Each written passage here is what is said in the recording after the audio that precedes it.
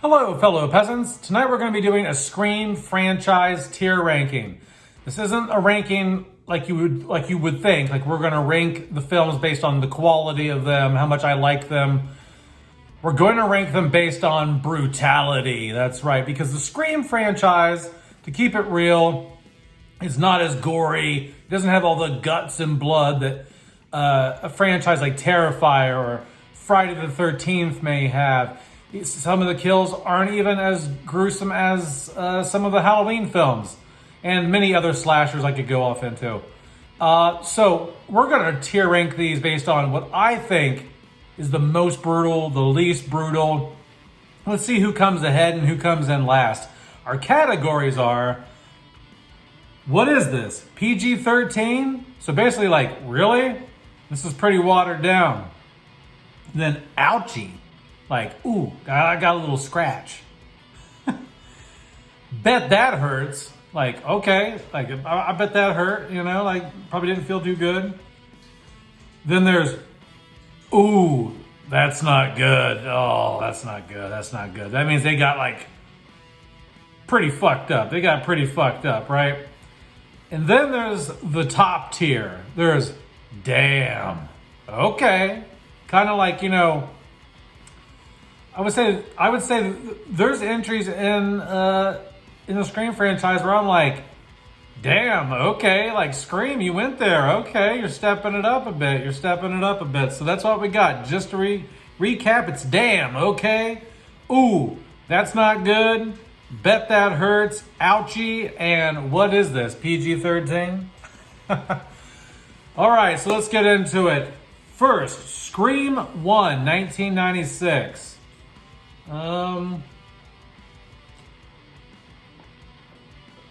Damn. Because there's some brutality in this. You got the knife scene at the end where Stu and Billy are stabbing each other. The opening scene with Casey, pretty brutal. And Steve's guts are coming out, whatever, on the back patio. I'm gonna go Scream 1 is ooh, that's not good. That's not good. Because there's moments like that, but for the most part, the kills are just very stab, in and out, done. Not a whole lot of blood, not a whole lot of nothing else going on. So I'm gonna say it's ooh, that's not good. That's not good. Probably not gonna make it. Scream 2. Ooh, Scream 2. Scream 2 is not as bloody. It has less gore in it than Scream 1. I'm gonna go with a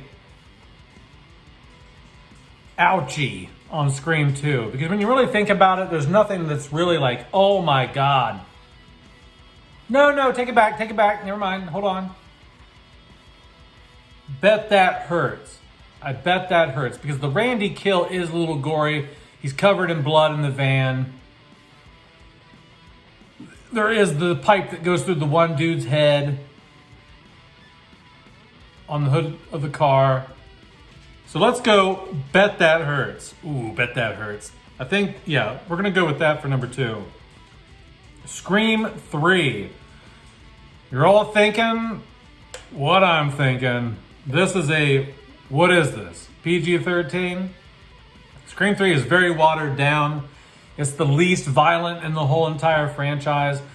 And that's mostly because of studio pushback. There was a lot of pressure because of Columbine. They didn't want to have a lot of violence in a movie or whatever.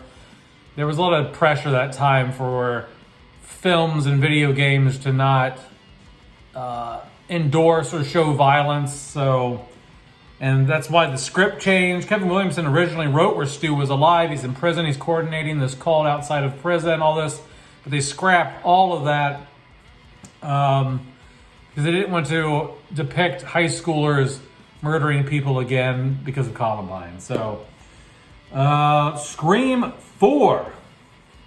Scream 4 gets a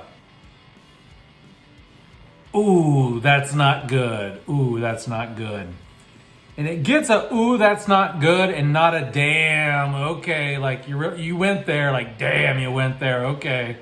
It gets a ooh, that's not good because other than the kill in the bedroom, there's guts and there's blood all. Sydney goes up in the bedroom and there's blood all over the wall. It's just splattered. Everything else in the film is mediocre. There's not much to write home about in terms of gore or how intense the kills are. You know, yeah, like that one kill, and for a while, you know, when Scream 4 came out, that was the most brutal kill in the franchise up until that point. Nothing had been seen or done like that prior to that kill. So yeah, it gets a ooh, that's not good. Scream 5. Scream 5. I'm going to say, damn, okay. Because Scream 5, you've got Dewey's kill, lots of blood, some guts, he's falling down on the hospital floor. You've got Sheriff Judy, is that her name? She gets stabbed in their front yard, broad daylight, just bam, bam, bam, bam. Like she just keeps getting stabbed over and over again. That's brutal.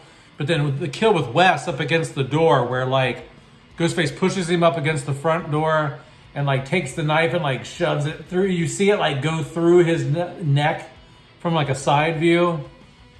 That's pretty brutal. Some of the stabbings that happened at Stu's house at the end, or Amber's house at the end.